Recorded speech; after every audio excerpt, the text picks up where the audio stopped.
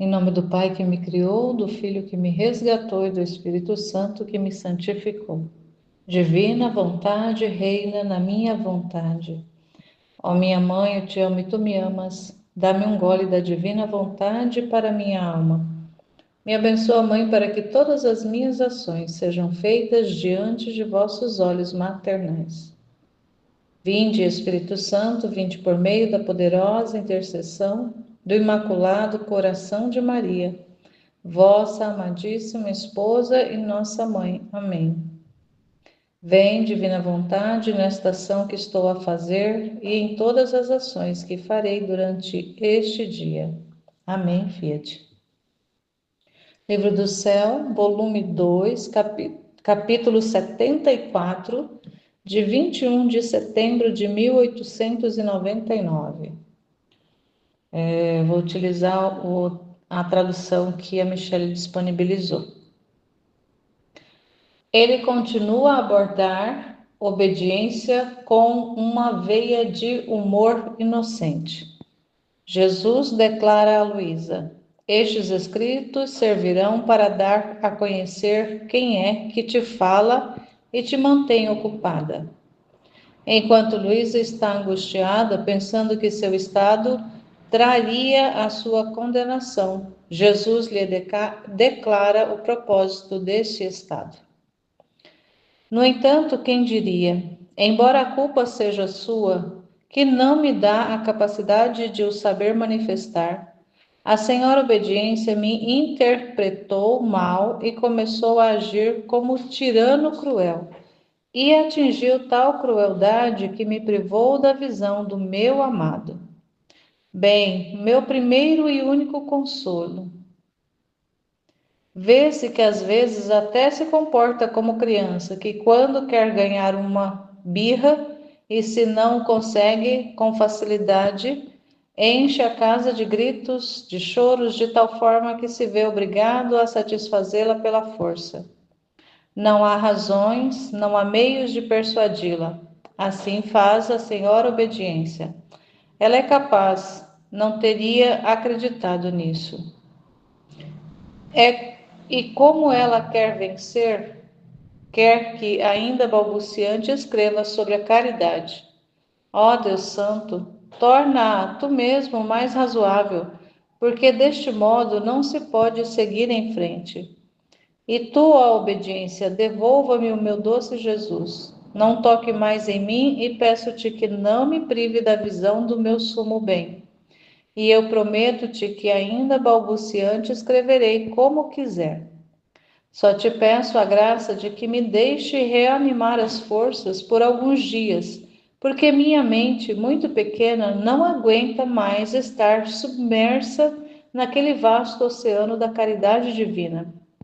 Especialmente porque aí descubro mais minhas misérias e minha feiura. E ao ver o amor que Deus me tem, sinto-me quase enlouquecer. Por isso, a minha fraca natureza sente-se desfalecer e não pode mais. Mas, ao mesmo tempo, eu vou me ocupar em escrever outras coisas para depois continuar com a caridade. Eu continuo com o meu pobre dizer. Encontrando minha mente ocupada nas coisas ditas antes, pensava comigo: em que aproveitaria escrever isto se eu mesma não praticasse o que escrevo? Este escrito certamente seria uma condenação para mim.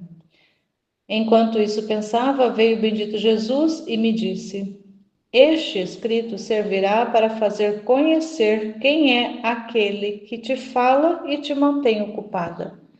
E além disso, se não servir a ti, minha luz servirá a outros que lerão o que te faço escrever. Quem pode dizer como fiquei mortificada ao pensar que outros aproveitarão as graças que me faz se lerem estes escritos? E eu, que os recebo, não me condenarão eles? E ainda, só de pensar que chegarão às mãos de outros me oprime o coração pela dor e pela vergonha de mim mesma. Então, permanecendo em grandíssima aflição, ia repetindo: em que se aproveita o meu estado? se servirá de condenação. E o amorosíssimo Jesus, regressando, disse-me: minha vida foi necessária para a salvação dos povos. E como não pude continuar sobre a terra, assim elejo quem me apraz para prossegui-la neles, para poder continuar a salvação dos povos. E eis o proveito de teu estado. É um trecho que a Luísa vai reclamando da obediência, que quer que ela escreva sobre a caridade. E ela também reclama que os escritos, que proveito teria esses escritos, se tem algum proveito para ela, seria motivo de condenação, talvez porque ela não se sente como alguém que está aproveitando do que o Senhor está revelando. E uma vez que ela está escrevendo, ela deveria estar vivendo aquilo que ela está escrevendo. E como ela se acha, estava se achando indigna, se achando que não estava, que estava escrevendo uma coisa, mas estava vivendo outra. Então isso serviria de condenação para ela.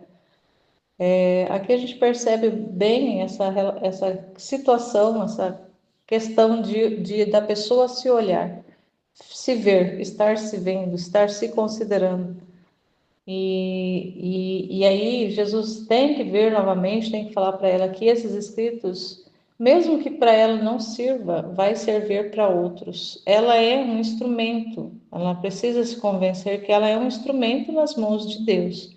Ela foi ali uma alma escolhida para que recebesse essas verdades, para que escrevesse, e outros iriam ler. Ela sempre ficava ela sofria muito por ter por saber que esses escritos iriam passar por outras mãos e que ao ser tocado por outras pessoas, esses escritos, iria se ver muito dela ali, porque tem muita intimidade.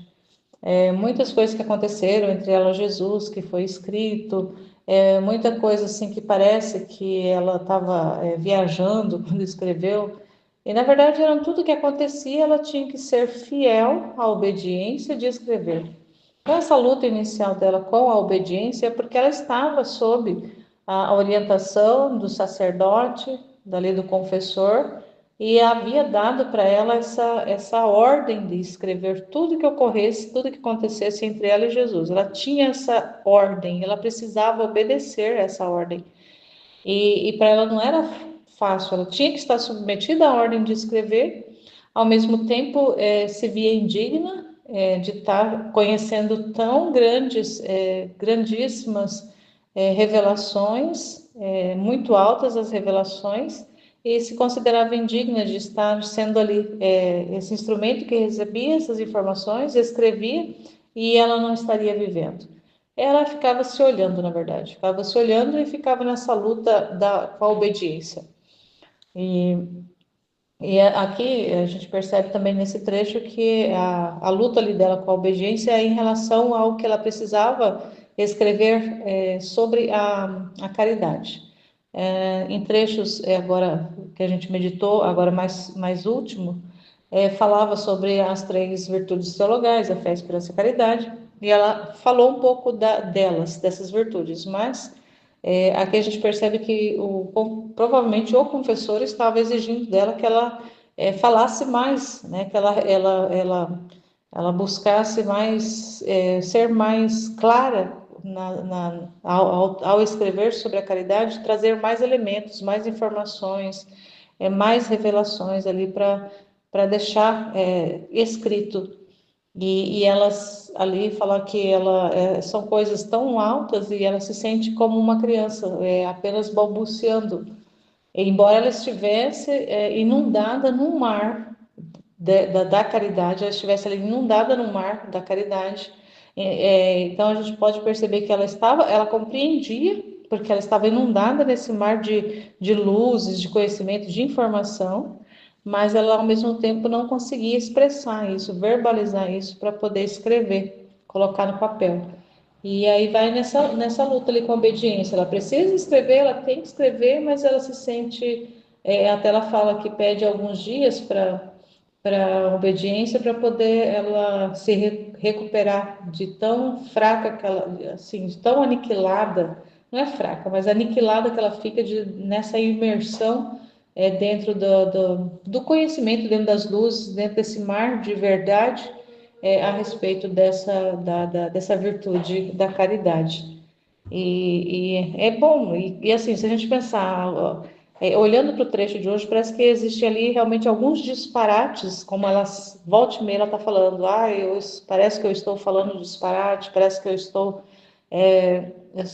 escrevendo disparates, porque eram coisas que aconteciam ali na inteligência dela, revelações que vinham e ela precisava escrever. E alguns trechos ficam um pouco meio confuso por causa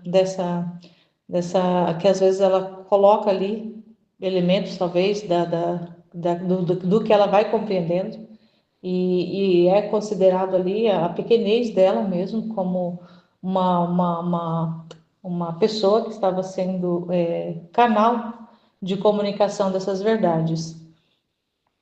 E hoje eu estava lendo um texto onde o padre José Pianuzzi falava que quando foi feita, quando é feita ali toda a análise dos escritos da Luísa, o que já foi analisado, não foi encontrado nada contrário à doutrina. Tudo está em conformidade. O que há são alguns erros gramaticais, até que ele fala, algumas incorreções gramaticais, inclusive por causa da linguagem que ela utilizava, ela não utilizava a língua na forma culta do italiano, ela usava mais os dialetos da região de onde ela morava, então era uma linguagem mais popular.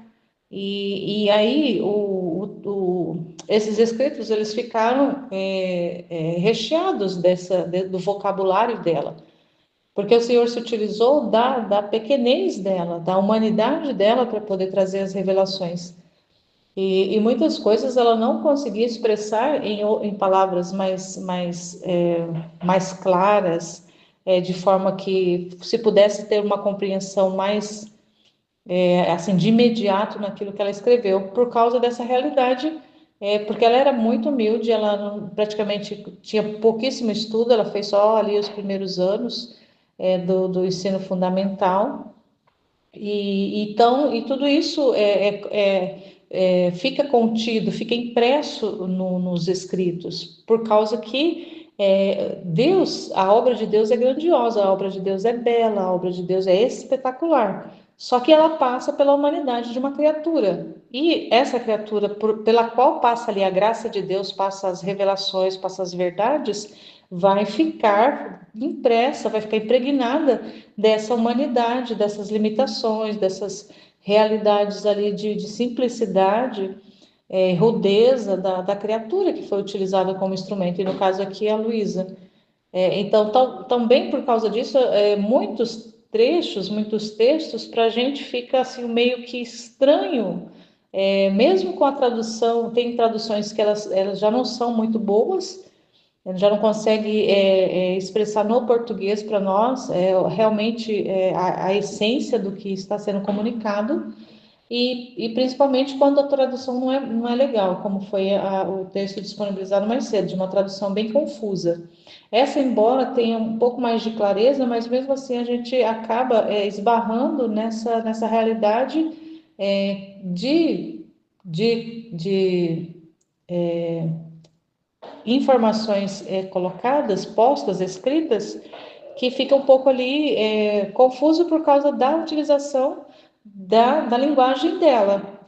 Então, por isso também da necessidade que os escritos estão passando por uma revisão crítica, para poder, quando sair oficial, o texto é oficial pela igreja, ele vai sair ali com correções, principalmente de linguagem, mas é nessa questão da linguagem, para poder ser mais, vir para as pessoas, para a igreja no geral, como são nós, como igreja, ele chegue para nós de uma forma mais clara, com o mínimo possível de interpretações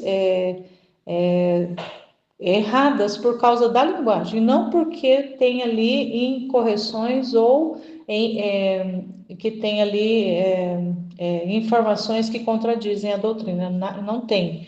Já foi analisado por diversos teólogos e não tem nada que contradiz. A questão é só mesmo linguagem, gramática, é tudo isso que se prende. E quando se faz uma tradução dos textos originais, aí acaba que se a tradução não é muito legal, não tem ali correções, muita coisa vai ficar para a gente incompreendido. Claro que a gente se coloca diante do Senhor e pede as suas luzes para que Ele nos esclareça muita coisa. Aí a gente vai, à medida que a gente vai meditando, e quanto mais a gente medita, mais a gente vai sendo aberto para nós essas luzes de compreensão daquilo que está escrito. Então, como várias pessoas meditam e várias pessoas têm ali, dentro também das características e as condições de cada um, vai ficar também, às vezes, uma interpretação, um entendimento diverso, mas no final das contas, a essência, o Senhor com certeza não deixa de nos comunicar. E aqui o que é importante nós tirarmos desse trecho, a gente não precisa exatamente todos os trechos e esmiuçar para compreender no 100% daquilo que foi expresso, daquilo que foi comunicado, daquilo que o Senhor quis dizer, mas que pegue algumas coisas que o Senhor mesmo vai considerar que é importante que a gente saiba, que a gente compreenda, que a gente aprenda e que a gente fixe na nossa alma como uma comunicação que Ele quer nos trazer, para que a gente conheça. E aqui eu vejo assim, que é importante, mais do que toda essa exposição a respeito da obediência, que a obediência é isso, que a obediência é aquilo, é essa realidade enquanto ela pensava a respeito dos escritos ser para ela motivo de condenação, porque ela se achava que não estava vivendo aquilo que estava escrevendo, principalmente aqui se tratando da caridade. Então ela via-se ainda muito imperfeita em relação a essa virtude da caridade. E quem não se vê? Quem de nós podemos dizer que nós temos essa virtude mesmo humana, sem falar na realidade espiritual, mas mesmo a virtude humana da caridade como realmente uma experiência concreta, uma experiência real e verdadeira na vida da pessoa, e que não seja ali, que não tenha um fingimento, que não tenha ali algumas coisas estranhas em relação a essa virtude, de interesse, principalmente de interesses. E se a gente fala em relação à virtude da caridade como uma realidade espiritual, que é o amor de Deus mesmo, a caridade é o amor de Deus, é a essência de Deus, porque Deus é amor. E como que nós sempre vamos estar diante dessa realidade de um Deus que é todo amor, que é todo caridade, e nós sempre vamos estar nos vendo como inferiores, como pequenos, como indignos, como nada. Mas se dar conta disso é uma coisa, agora ficar olhando para isso e ficar só considerando a nossa pequenez, a nossa miséria, e desconsiderar a grandeza de Deus, porque Ele que suplanta tudo. É Ele que em nós faz com que as realidades sejam transformadas. E não é a nossa miséria que vai mover Deus, é o amor dele que faz a transformação em nós.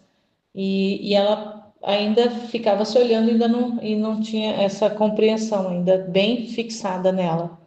E aí o Senhor vem falando para ela assim, bem firme até. Esses escritos servirá para fazer conhecer quem é aquele que te fala e que te mantém ocupada.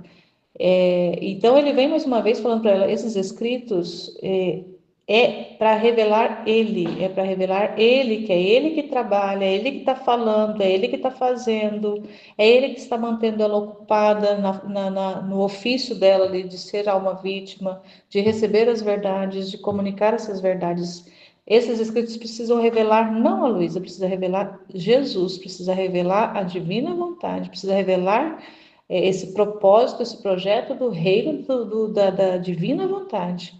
E não ela. Claro que ela vai aparecer porque ela foi usada, ela foi instrumento, ela foi ali canal de trazer essas comunicações, essas verdades. Mas o que é importante considerar é que o trabalho é dele. O que foi falado foi ele que falou, é ele que trabalhou. E é isso que nós precisamos conhecer. Então, para isso que os escritos servem, para que nós conheçamos aquele que fez, aquele que estava trabalhando nela, aquele que fez todo o trabalho de levar ela a escrever esses 36 volumes. E além disso, ele fala, continua aqui, ó, e além disso, se não servir a ti, minha luz servirá a outros que lerão o que te faço escrever. Então, não se importe se não vai te servir. Simplesmente saiba que vai servir para outros. Aqueles que vão ler depois, vai servir para eles. É claro que aqueles que se interessarem, claro que aqueles que se dispuserem a viver o que aqui está escrito. Mas que ela não se preocupe se vai servir para ela ou não vai servir. O importante é o trabalho que o Senhor está fazendo através dela e não para ela. Ela já era a primeira beneficiária, claro, mas ela ficava muito se olhando. Quem pode dizer como fiquei mortificada? Aí ela fica toda mortificada, porque Jesus, quando muitas vezes ele vem todo afável falar com ela, às vezes ele vem carinhoso, mas às vezes ele vem incisivo, às vezes ele vem ali realmente com poder, com força ali com ela para poder colocar algumas, assim, colocar no lugar dela muitas vezes. Então ali ele está sendo claro, está sendo direto. Se não servir para ti, vai servir para aqueles que vão ler. Então não se preocupa. É como se dissesse isso, não se preocupa, o trabalho é meu. E aí, né, ela ficava toda envergonhada e tudo mais. Que tudo ela vai relatando aqui. E aí, mais uma vez, Jesus, aí agora Jesus aqui vem com ela, ela falando lá de que poderia servir de condenação para ela, porque ela achava que ela não estava vivendo aquilo que estava escrevendo. E aí ele veio de forma amorosa e foi dizendo para ela: minha vida foi necessária para a salvação dos povos. E como não pude continuar sobre a terra, ele teve um tempo na terra, ele só viveu aqui na terra 33 anos. Mas a vida dele foi para trazer a salvação para nós. Assim, elejo quem me apraz para prossegui-la, essa vida de salvação, prosseguir a vida dele nas almas que ele elege, para poder continuar a salvação dos povos. Eis o proveito do teu estado. Então, o estado da Luísa era o que? Era para ser ali um instrumento de continuação, olha só, continuação da vida dele, de repetição dos atos dele, para salvação dos povos, para salvação das almas, e mais do que isso, para santificação, para trazer essa santificação para nós, para os seres humanos, para trazer para a terra, trazer para aqueles que vão tocar nesses escritos, que vão aderir ao que está escrito, que vão aceitar, que vão fazer essa adesão consciente, conhecendo, amando e aderindo ao que ele propôs e que ela ali fez canal de deixar escrito. Então, o proveito dela foi para isso, para ela colocar, para ela escrever, para ela receber as verdades, as manifestações. Ele depositou nela e ela tinha que comunicar isso, colocar no papel para poder hoje nós termos acesso. Então é importante que ele fala, né? Eu, durante os 33, durante o tempo que eu estive na Terra, não foi ainda suficiente para. Claro que, né? Ele fala aqui, mas como tudo que Jesus fez na humanidade dele foi na divina vontade, tudo que ele fez foi eterno, e tudo que ele fez alcançou presente, passado e futuro, a gente sabe disso. E o que ele fez por todos nós, não fez apenas por quem já tinha vivido, ou por quem ia viver nesse tempo da redenção, ou por quem viveria depois, nada disso. Ele fez por todos e fez tudo por todos. mas ele quer continuar esse trabalho nas almas, e ele vai elegendo as almas que ele quer continuar esse trabalho de operar a salvação, de operar a santificação, e ela foi uma alma escolhida. E cada um de nós que vamos tocando esses escritos e vamos compreendendo o desejo que o Senhor tem de trazer-nos a verdade, de manifestar as verdades desse fiat criador, desse fiat conservador da vida, esse fiat regenerador da vida também, da vida original que foi estabelecida quando da criação do homem e da criação como um todo, a gente vai, né, tendo essa realidade, essas informações, vai tocando nisso, vai dando e vai fazendo a nossa parte de aderir, de dizer o nosso fiat também, e de que ele utilize da nossa humanidade da melhor forma. Então, para a Luísa foi receber as verdades e escrever, nós tocando esses escritos que ela deixou, e a nossa vida indo ali, sendo transformada passo a passo. Ele vai fazendo um trabalho dentro de nós, dentro da nossa alma, no nosso interior, vai fazendo essa mudança, vai santificando nosso interior, a nossa alma, vai modificando tudo em nós interiormente e, consequentemente, toda essa modificação interna em nós vai se manifestando no externo, por consequência. Então a gente vai conhecendo essas verdades e não tem como tocar nessas verdades e não aderir. Claro que vai ter muita gente que não vai aderir, que não vai acreditar, que vai desconsiderar, mas acontece, tem gente para tudo. A vontade humana é que opera essa realidade da rebeldia, da contrariedade, do não aceitar, eu não concordo, isso e aquilo. Mas aquele que realmente vai compreendendo que Deus quer fazer no nosso tempo, em nós, em todo, e através de nós também na humanidade como um todo, a gente vai aderindo. E aí ele vai fazendo, ele vai realizando, e a gente vai sendo espectador da nossa vida também. E de tudo aquilo que ele vai fazendo através de nós. Então, isso tudo é um trabalho maravilhoso do Senhor na nossa alma, dentro da nossa alma, lá no interior. E esse trabalho dessa vida dele operando dentro de nós, assim como operou tão prodigiosamente na vida da Luísa. Embora nós estamos no começo, do volume 2, tem muita purificação ainda para acontecer, muita modificação ainda que ele vai fazer na alma dela, até o volume 11, para depois realmente trazer as manifestações do que realmente é a divina vontade. E a gente vai trilhando esse caminho, amando cada dia. Amém, Fiat.